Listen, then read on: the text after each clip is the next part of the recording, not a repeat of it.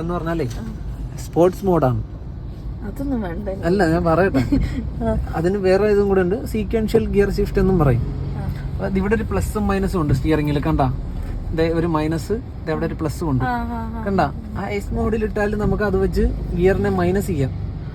ഇതൊരു ഓട്ടോമാറ്റിക് വണ്ടിയല്ലേ, അപ്പം ഏതെങ്കിലും ഒരു ലോ ഗിയറിൽ നമുക്ക് ഓടണമെന്ന് തോന്നിയാൽ മൈനസ് ചെയ്ത് ആ ലോ ഗിയറിലാക്കാം.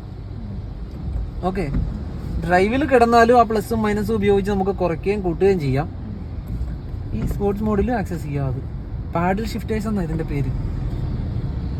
ഗിയർ മൈനസ് ചെയ്യേണ്ടി വന്ന ഇപ്പോഴില്ല, ഇതുപോലെ ഹൈ റേഞ്ച് പോലുള്ള സ്ഥലങ്ങളിലൊക്കെ ഉപയോഗിക്കുമ്പോൾ ചിലപ്പോൾ വേണ്ടി വരും.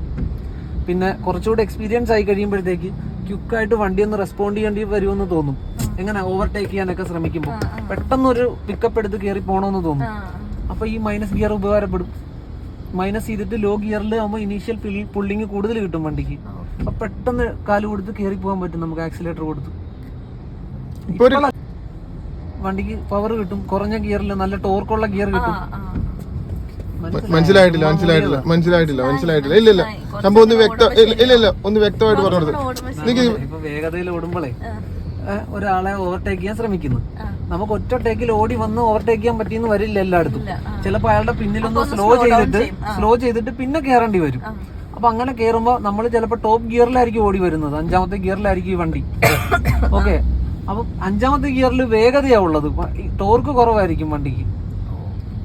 ഓക്കെ, ടോർക്ക് എന്ന് പറഞ്ഞാൽ കുതിപ്പില്ലേ പെട്ടെന്ന് എടുത്തോണ്ട് പോകാനുള്ള, അത് കുറവായിരിക്കും 5ാമത്തെ ഗിയറിന്. കാരണം റണ്ണിങ്ങിൽ സ്പീഡ് മാത്രമേ ഉള്ളൂ ആ ഗിയറിനെല്ലാം. ആ ലോഡ് എടുത്തുകൊണ്ട് നീങ്ങാനുള്ള ഒരു കഴിവുണ്ടാവില്ല. അപ്പൊ അതിനൊരു മൈനസ് ഗിയർ വേണ്ടി വരും. അതിനാണ് അത് ഉപയോഗിക്കുന്നത്. പിന്നെ ചില ആളുകൾ ഈ ഓട്ടോമാറ്റിക് അല്ലാതെ ഇങ്ങനെ ഇഷ്ടപ്പെടുന്നവരുണ്ട്, ഇങ്ങനെ ഗിയർ മാനുവലി പ്ലസ് ചെയ്തും മൈനസ് ചെയ്തും ഓടിക്കാൻ ഇഷ്ടപ്പെടുന്നവരുണ്ട്. അവർക്കും അത് യൂസ് ചെയ്യാം. കൂടുതൽ ഉപയോഗം വരുന്നത് ഇങ്ങനെയാണ്, ഈ ഓവർടേക്ക് ചെയ്യുമ്പോൾ. ഏതാ മാനുവൽ? അത് ഉപയോഗിച്ചാൽ അതാണ് നല്ലത്. പോവാം.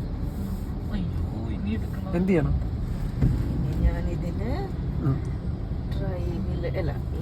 ഇത് റിലീസ് ചെയ്ത് ഇതിനെ ഡ്രൈവിലിട്ട് ഇൻഡിക്കേറ്ററിട്ട് വട്ടം കറക്കരുത്, കാരണം നമ്മുടെ മുന്നിൽ തടസ്സമൊന്നുമില്ല. ഓക്കെ, ജസ്റ്റ് ഒരു ഗ്യാപ്പ് കിട്ടി, ആ ഗ്യാപ്പിൽ ലെവൽ ചെയ്തേക്കണം വണ്ടിയെ. അതേ നോക്ക്, റോഡ് കിട്ടി, ലെവൽ ചെയ്യും, നേരെയാക്ക്. കണ്ട, ഇനി അവിടെ നോക്കി പേടിക്കുകയല്ല. അതേ നമ്മുടെ പ്രസൻസ് അറിയിച്ചു, ബാക്കിയുള്ളവർ സ്പേസ് എടുത്താൽ പോയി.